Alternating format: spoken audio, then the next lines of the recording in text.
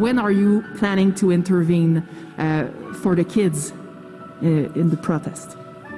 So thanks for the question. One of the key concerns that we've had as we've planned and looked at how we want to proceed to end this protest is the number of children that remain in there.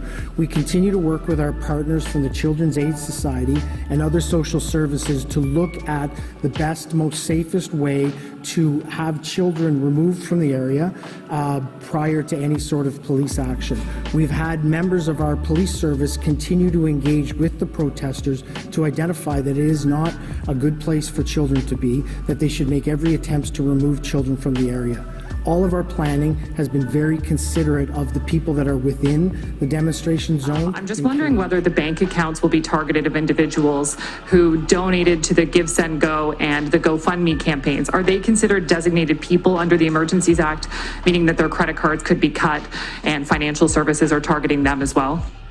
Okay, so the names of both individuals and entities, as well as crypto wallets, have been shared by the RCMP with financial institutions, and accounts have been frozen, and more accounts will be frozen.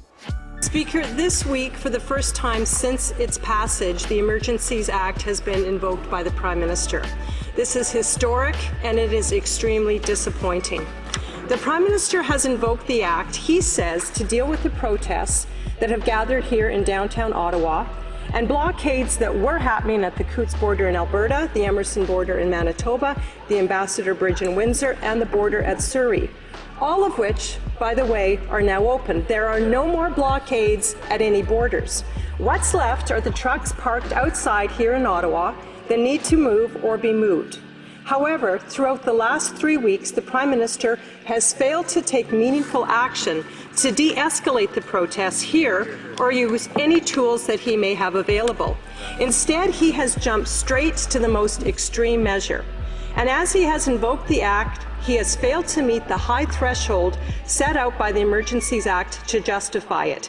That being, and I quote, when a situation seriously threatens the ability of the Government of Canada to preserve the sovereignty, security, and territorial integrity of Canada, and when the situation cannot be effectively dealt with under any other law of the country. Conservatives do not believe the government has shown that threshold has been met, and thus we will be voting against it.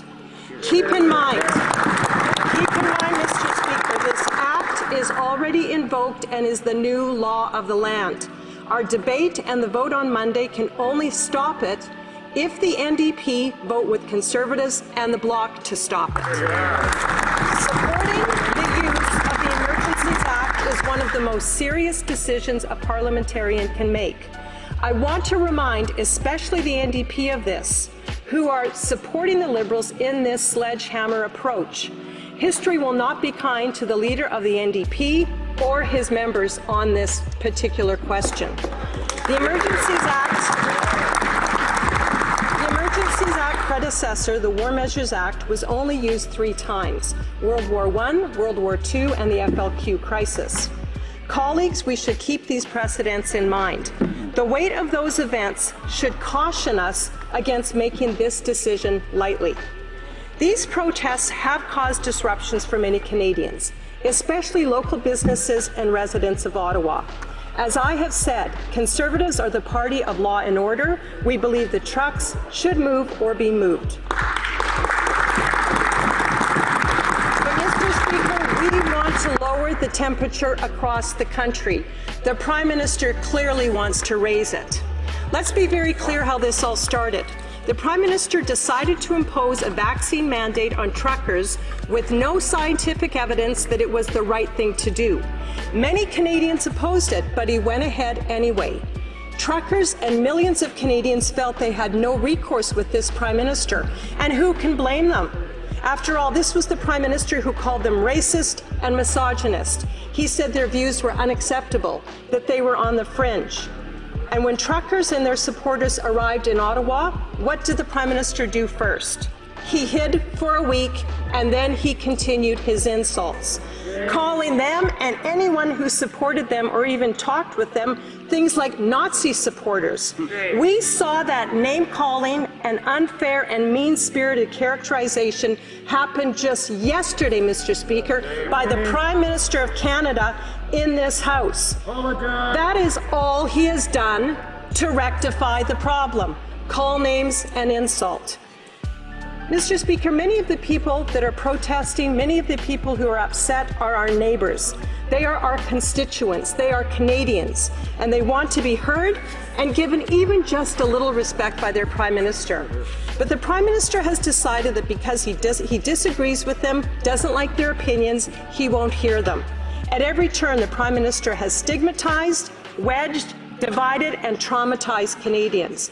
And now, without even a single meeting with a trucker, without talking through one of their concerns, without apologizing for his insults and listening to what people have to say, without using any other tool at his disposal, he has used this overreach, this Emergencies Act, and it's wrong. The Prime Minister's leadership in this situation has frankly been abysmal.